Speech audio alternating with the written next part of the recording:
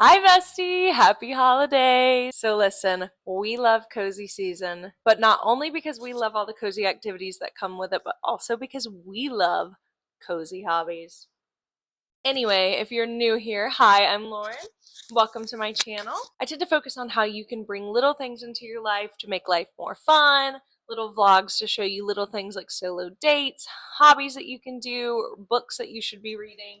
Just a little bit of everything that brings some joy back into both your life and mine. So if that sounds like something that would interest you, make sure to subscribe so you never miss out on any of my videos. But today we are talking about cozy hobbies because it is the holiday season. We're heading into those colder, dreary months, and guess what? We want to be cozy. Yep, we want to be cozy. So as you can see, I'm already very into the Christmas spirit. I've got my little cat shirt, my little cat with her little Christmas. This is literally like the definition of how my cats are going to be once I put my Christmas tree up today. So I'm nervous about that, but I know how much they love Christmas, so I'm very excited. But now that we are in our cozy season, I feel like we need to talk about some cozy hobbies. So when I think of cozy hobbies, I'm thinking of a hobby that is at home. For the most part, I would say that for me, a cozy hobby is at home.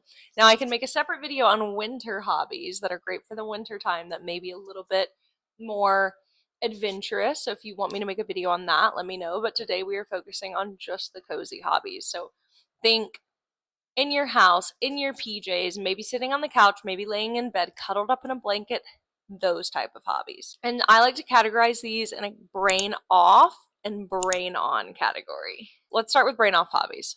Brain off hobbies are going to be the ones that you do not need to think too hard with. These are going to be the ones that are super simple and easy. You're maybe following instructions, or maybe there's some type of like guideline for you to follow, something where you're not using tons of brain power. So, a couple of examples are coloring books. I love coloring books. I feel like that's been a huge trend on the internet recently, and for good reason. We loved it when we were kids. Why did we give this up when we're adults? It doesn't make any sense, right? So if you, especially if you loved coloring as a kid, maybe look back into picking it up as an adult. This is a pretty affordable hobby. You can find a ton of stuff for free online. Like if you just look up coloring pages, you can find some that you can print out, or you could even color on like an iPad or something. Or you can go to Etsy, support some small businesses, and you can just pay for the coloring books that they have on there and print them out as well. They're usually pretty cheap. I'll link some of them right here and down below so that you can check out some of the ones that I think are super cute. Another really similar, super cute, brain off cozy hobby is puzzles. For some people, I guess you maybe could consider this a brain on hobby, but I do feel like this is quite mindless. Like I'm not really like strategizing or thinking super hard about it. I'm just like, oh, does this fit here? Does this not fit here?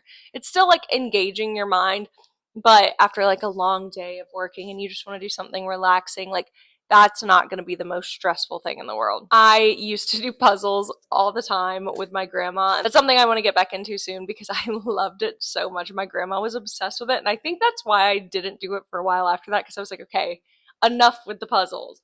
But now I'm ready to get back into it because it's such a cute and chill hobby. Rhinestoning or diamond painting is another one that people love. I personally didn't love diamond painting myself, but I love rhinestoning things. I did it with my mic, and I've been doing with other things like my tarot cards. I rhinestoned those.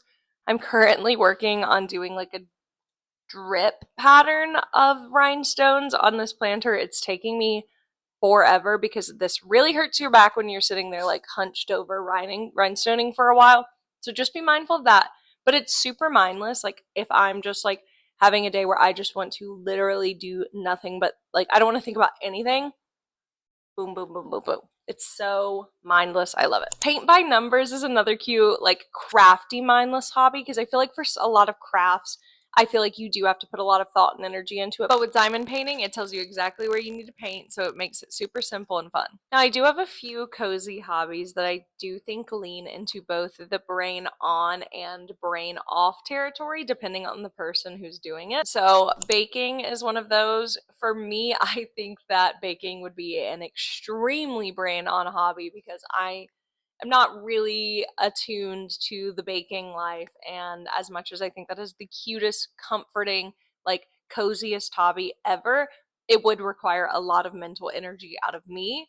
But for somebody who loves baking, who does it all the time, like I think that's probably like a very like brain off. You're just like, I'm in my comfort zone.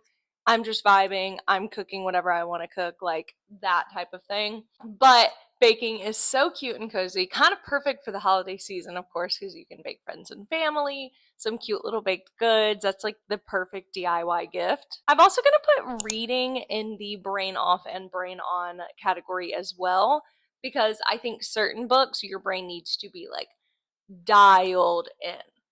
But for other books, I think that it can be like a pretty simple, mindless read, depending on what type of book you're reading. A lot of those more cutesy, fantasy, romancy books for me are very brain off. Like they're just kind of like an escapism book.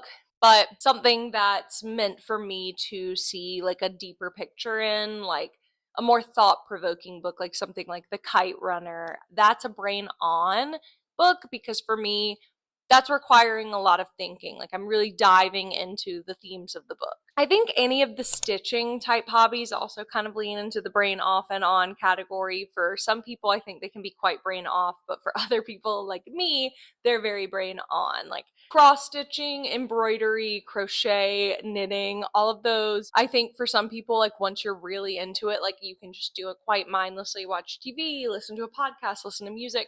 But when you're a beginner into it, it's very like, wow, I really have to focus on this. So once again, that's another one that can go either way. I think any type of drawing or painting could go also in that category as well.